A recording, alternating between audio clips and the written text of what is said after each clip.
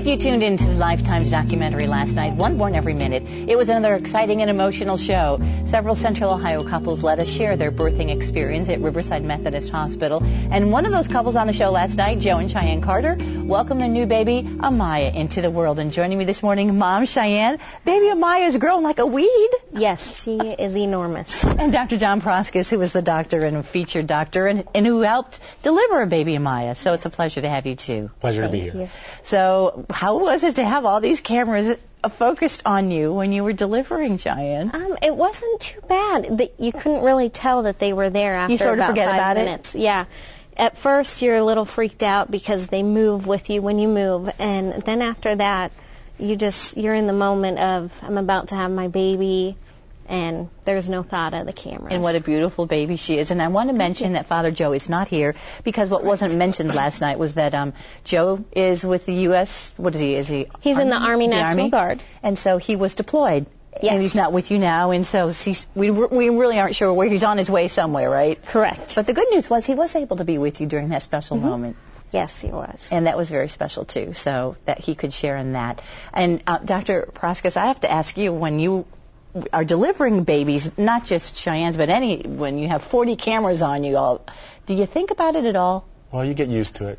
They're around for months at a time, so you tend to forget that they're there. And did you watch the show last night? I did. And what did you think? How did they do in portraying what was happening? Oh, they did a wonderful job.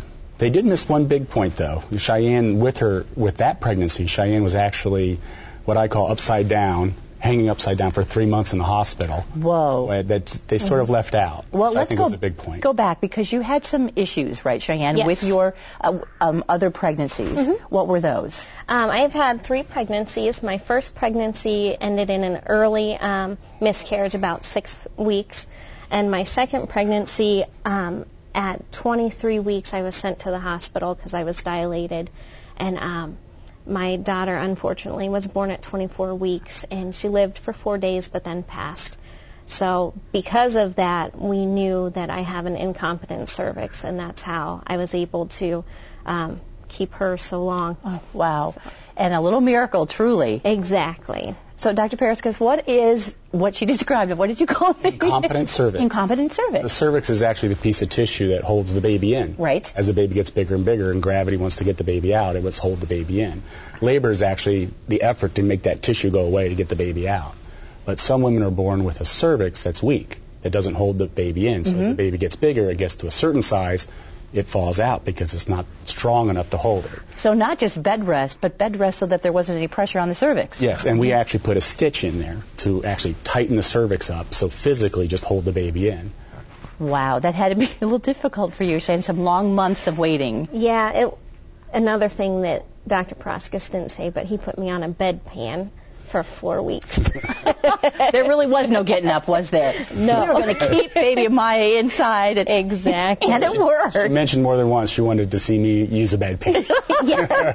See, that is very true. See, men, sometimes even doctors, aren't quite sure what that's like to deliver those babies, right, Cheyenne?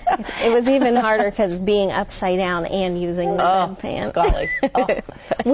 There were some lighter moments last night. It was a very emotional delivery, but I want you to take a look at one of the lighter moments when your family all decided they would come visit you. So, family is very, very big for us. What's up, Sean? Hey! How we get through awkward moments is just laughing about it. Apparently, everybody is coming to watch me lay in my bed. How are you feeling? Feeling fat and sweaty. Fat and sweaty? My feet are sweating, my butt is sweating, my back is sweating. Everything is sweating. we're ready to have that baby, Cheyenne. I was. My body, I wasn't pregnant anywhere else except for my stomach. So I was enormous, and I couldn't bend over. I couldn't do anything. Well, look how good she is, and we have video of home, too. Yes. And this was before Joe was deployed, so we got to see Dad, and I'm sure he's been able to play with the baby, and what a good feeling that he's got to be part of her life before he had to leave. Yeah, it was very special to him. It worked out in our favor. There were a few times that his deployment got pushed back. He was originally supposed to leave in July, then it got pushed back. So he got to be with us for 3 months and got to bathe her and change all the dirty diapers and all that. So, what a gift to be part of those early days. That's wonderful, and that he was there for the birth. So our congratulations to you and Joe, and safe travels to Joe, wherever he is. And Doctor, it's a pleasure to meet you as well. And whatever you did worked, so keep on doing it. All right, thank you. Thank you. Thank you very much. And, of course, we want to remind everyone that they should watch Lifetime's One Born Every Minute. It's on Tuesdays at 10. And then on Wednesdays, watch Daytime, when we catch up with one couple to ask, where are they now?